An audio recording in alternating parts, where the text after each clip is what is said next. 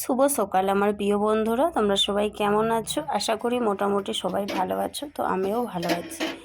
তো দেখো এই যে এখন সকালবেলা এই যে উঠোনটা জল দিলাম, দিয়ে তারপরে দেখো একটা কত সুন্দর দৃশ্য না, মানে পায়রাগুলো কি সুন্দর খাচ্ছিল, খুব ভালো লাগছিল জানো, খুব দেখতে খুব মিষ্টি লাগছিল। তো তারপরে দেখো সোজা চলে এলাম, মানে বাসি কাজ কমপ্লিট করে চলে এসেছি মেয়ের টিফিন বানাতে। তো আজকে দেখো মেয়েকে টিফিনে বানিয়ে দিয়েছি, মেয়ের জন্য একটা আলুর পরোটা বানিয়েছি। আর আমাদের রুটিগুলো যে টাইম যেহেতু হাতে আছে, এখন এই সব এখনও 7টা বাজেনি, এখনও 7টা বাজতে 5 মিনিট বাকি আছে। তো সেই কারণেই ভাবলাম যে আগে মেয়ের টিফিনগুলো মানে বানিয়ে নিই আর আমাদেরটাও বানিয়ে নিই। তো তারপরে মেয়ের টিফিন বানিয়ে ওকে স্কুলে ওর বাবা দিতে গেল। এখন এই পৌনে 7টা বাজে, 8টার আগে স্কুলে ঢুকতে হয়, 8টার মধ্যে। তো সেই জন্যে গেল। আর আমার বাড়ি থেকে স্কুল খুবই সামনে, তোমাদের আগেও বলেছি। তো তারপরে ভাবলাম জামা কাপড়গুলো গোছালো হয়ে আছে, তো সেগুলো আগে গুছগাছ করে নিই। তো ভাবছি কোথায় রাখবো কী রাখবো এই শুধু করে যাচ্ছি, মানে আটপৌরো যেগুলো, মানে আমি একটা বালতি ব্যবহার করি, তো সবসময় তো বালতিতে রাখা যায় না যেন। দেখো এই যে মেয়েকে স্কুলে দিতে যাচ্ছি, আনতে যাচ্ছি, তারপরে টিউশন দিতে যাচ্ছি, ওই সব ড্রেসগুলো তো একবার পরে তো আর সব কিছু ধোয়া কাচা যায় না, তাই না? এবার ওইগুলো তো আবার তুমি আলমারিতেও তুলতে পারবে না, আবার বালতির মধ্যেও রাখতে পারবে না, ওগুলোকে তোমাকে এইভাবেই রাখতে হবে। তো সেই কারণে ভাবছি যে কোথায় কী রাখি না, এরকম করে ভাবনা চিন্তা করে এই দিকটাতেই রাখলাম। তো সবাইকে বলছি প্রথম থেকে শেষ পর্যন্ত ভিডিওটা দেখতে থাকো, আশা করি তোমাদের ভালো লাগবে। তো চলো দেখতে থাকো আর আমি কাজগুলো সব কমপ্লিট করতে থাকি, ঠিক আছে? তারপরে স্নান, পুজো, রান্না, এখনও তো অনেক কিছুই বাকি আছে। আর তোমাদের আজকে বারটা বলতেই ভুলে গেছি, আজ হচ্ছে সোমবার আর আমি ভিডিওটা দিচ্ছি প্রায় আজকে শুক্রবার। তো কিচ্ছু করার নেই, মানে অনেকটা লেট। আর মানে ভিডিও ছাড়তে ভালো লাগছে না গো, মানে 1 বছর হয়ে গেছে তো ওয়াচ টাইম কেটে নিচ্ছে। তো সেই কারণে না খুব মনটা ভেঙে গেছে পুরোপুরি। জানি না আমি কোনোদিনও কিছু করতে পারবো কি না, তবুও একটা ভালো লাগার জায়গা থেকে ভিডিওগুলো ছাড়ছি, দেখা যাক। চলো দেখতে থাকো।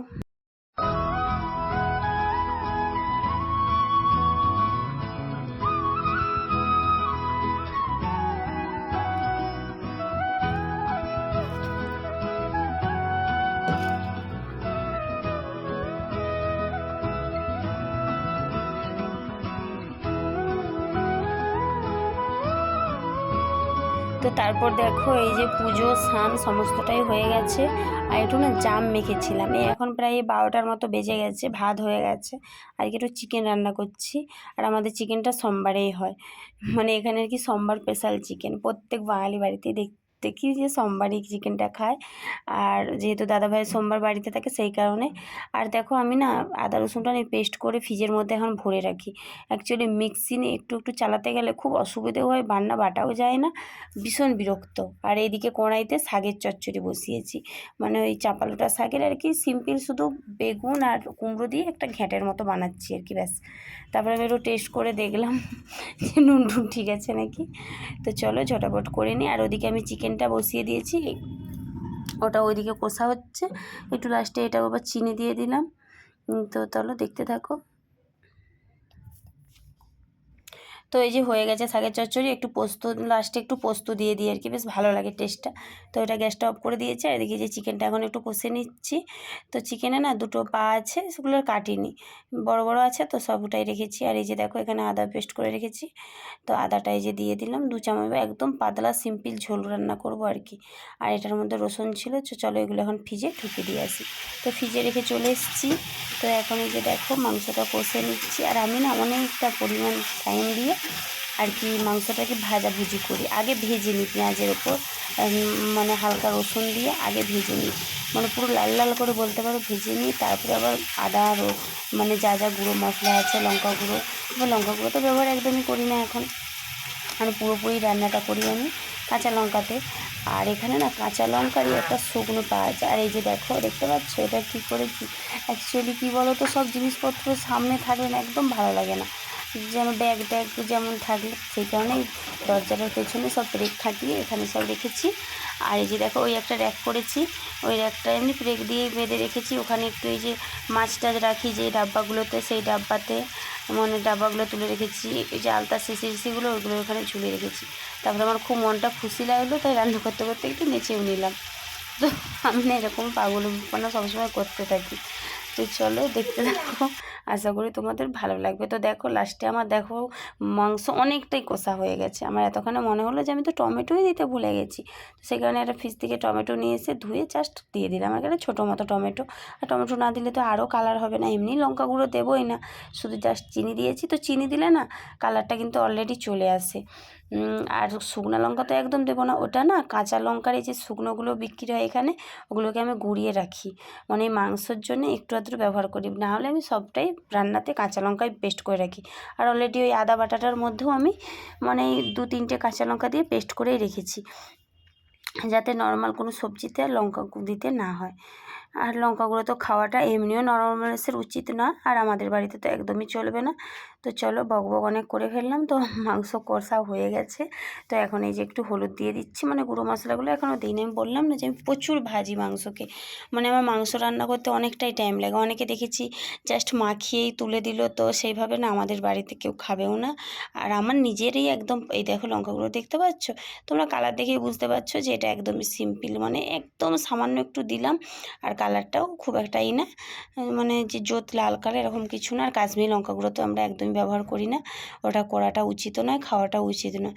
তো সে কারণে এগুলো করার কোনো প্রয়োজন হয় না, অলরেডি অনেকটাই রেড কালার এসে যায়। আর দেখবে কষা মাংসর থেকে না ঝোলে কিন্তু কালারটা খুব সুন্দরই আসে। তো আজ আমি ঝোলই করবো। আর কষাতে দেখবে একটু যেন বেশি তেল টেল থাকলে তবে কালারটা বোঝা যায়, না হলে যেন একটা কালো কালো কালার লাগে।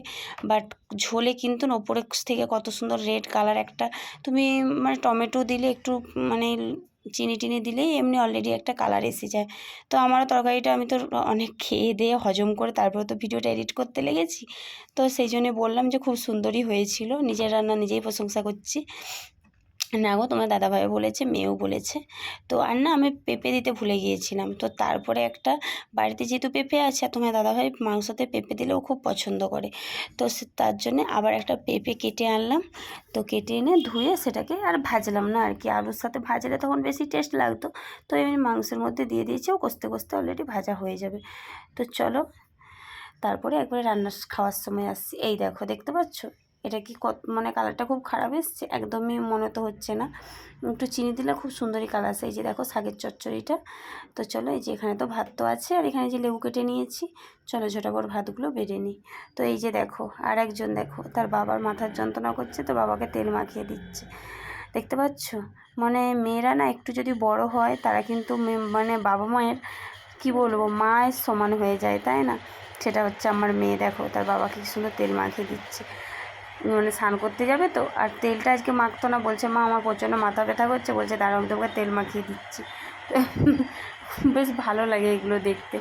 আর এই যে দেখো আমার কিচেনটা আজকে একটু দেখে নাও, মানে বললাম না আমার কিচেন তো না, মানে জাস্ট ভাঙাচোরা বাড়ি, তো সেটাকেই একটু সাজিয়েছি। যে এখানে তো এগুলো র্যাকগুলোকে অনেক দিন আগেই আমি এগুলো বোতল কেটে তৈরি করেছিলাম। তো তারপরে এই দেখো পেরেক টেরেকগুলো, এগুলো ড্রিল মেশিন একজন মানে মিস্ত্রি কাকুকে ডেকে মানে ব্রেকগুলো গেড়ে আমি নিজে নিজে এগুলো করেছি। আর এই যে দেখো এখানে দুটো তক্তা টাঙিয়ে দিয়েছি, আমার মানে কোটোকাটিগুলো তুলে রাখতে না খুব সুবিধে। আসলে বাড়িটার মধ্যে কিচ্ছু নেই, র্যাক ট্যাক বা একটা তক্তা পর্যন্তও টাঙানো নেই, খুব অসুবিধা হতো। আর এখানে এই তো মানে বাসনগুলোও সাজিয়ে কত সুন্দর লাগছে, বেশ ভালো লাগছে। আর গ্যাসের সামনেটা অনেকটাই আমার ফাঁকা, অনেকটাই পরিষ্কার আছে, বেশ দেখতেও ভালো লাগছে। আর এখানে দেখো এই যে দরজার পেছনেও সব এগুলোকে, আর অ্যাকচুয়ালি দরজাটা বন্ধ থাকে মানে খোলা রাখলে কেউ কিছু বুঝতেই পারবে না যে কীরকম কী আছে, কেন দরজার পেছন দিকে যেহেতু এখন আমি তোমাদের দেখাচ্ছি বলে তাই। আর না হলে না এলেই একটা চোখে সবসময় মানুষের পড়ে যায়, দূর কীরকম এখানে একটা ব্যাগ ঝুলছে সেখানে একটা ব্যাগ ঝুলছে, একদমই ভালো লাগে না। তো তারপর দেখো এটা এখন সন্ধেবেলা, সন্ধে না সরি বিকেলবেলা, মানে এই কটা বাজে, এই 4টে 4:30 মতো হবে, দেখতেই পাচ্ছ বাইরে কত রোদ। তো এখানে তো এমনি একটু লেটে সন্ধে হয়। তো অনেকগুলো সব জামা কাপড় বলতে অনেক সব কুর্তা টুর্তা অনেকগুলো আমার সব কেচেছিলাম, তো সেগুলোই সব পড়ে আছে, তো সেগুলো এখন একটু গুছিয়ে নিচ্ছি। আর এই কুর্তাটা না একটু দাগ লেগে গেছে জানো, ওজলার দাগ, তো এটাকে আবার মনে হচ্ছে কাচতে হবে। তো এখন পাট করে রেখে দিই, পরে আবার কাজ পরা যাবে না একদমই, একদমই পুরো মানে সামনের পোর্শনটা তো খুব খারাপ লাগছে দেখতে। তো চলো এগুলো করে নিয়ে তারপর এখনও সন্ধে দেবো। আর মেয়ের টিউশনই আছে, তো মেয়ের টিউশনিটা এখনও দেরি আছে, এই তো সবে 4টে, ও 6টা থেকে পড়ানো, তো ও এখনও ঘুমোচ্ছে। তো চলো দেখতে থাকো।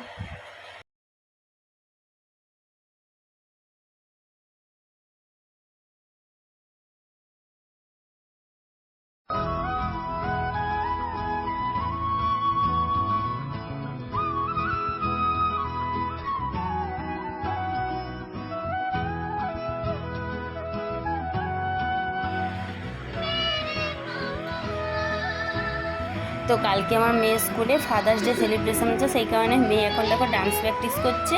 তো আর ভিডিওটাও বেশি বড় করব না, এখানে ভিডিওটা শেষ করছি। তো সবাই ভালো থেকো, সুস্থ থেকো, আর আমিও যদি ভালো থাকি, সুস্থ থাকি, সব কিছু ঠিক থাকে, আবার একটা ভিডিও নিয়ে কালকে আবার আসবো। তো আজকের মতো টাটা, সবাই খুব ভালো থেকো, সবাইকে গুড নাইট। তো এই যে দেখো আমার মেয়ে কীরকম ডান্স করছে, ও আর কি মানে জাস্ট প্র্যাকটিস করছে ফোন চালিয়ে। তো ও জানতোই না ভিডিওটা করছি, তারপরে দেখে লজ্জায় পড়ে গেল। ওর পাপাই ভিডিওটা করছে আর আমি আমার রান্না করছিলাম, আমি জানতামও না। তারপরে ও বললো যে এটা দেখো আছে, তো আমি ভাবলাম তোমাদের সাথে একটু শেয়ার করে দিই। চলো বাই, আজকের মতো টাটা।